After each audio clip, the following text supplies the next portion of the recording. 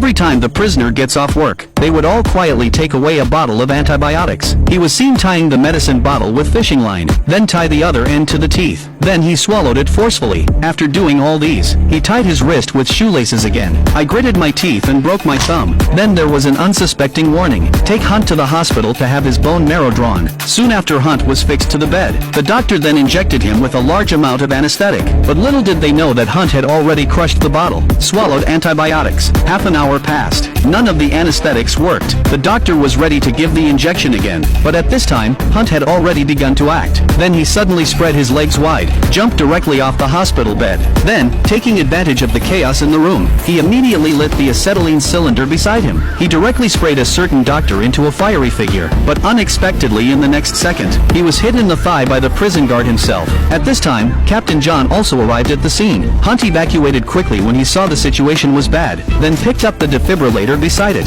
jumped into the laundry pipe, so they fled all the way down to the first floor. Seeing this, John quickly mobilized all the police forces. The laundry room was completely surrounded. However, just as everyone was searching desperately, Hunter has already disguised himself as a doctor. I quietly climbed back to the third floor along the laundry pipe. Then he came to the operating room again. He forced the doctor inside to cut off his ankle chain. Then he himself endured the intense pain again. The bullet inside the thigh was removed, but before he could even breathe a sigh of relief, John traced it here by bloodstains. Having sensed it, Hunt immediately took the doctor hostage. And in this case, John didn't dare to shoot at all, because once Hunt was shot dead, the bone marrow in the body will also lose its function immediately. In this way, his son who has blood cancer will also be beyond saving. Helplessly, John had no choice but to abandon his gun and surrender. Just like this, I witnessed Hunt leave, and Hunter knew clearly that he was still far from escaping the hospital, so a large amount of acetylene was found. The entire distribution room was sprayed, but unexpectedly, it had just been sprayed.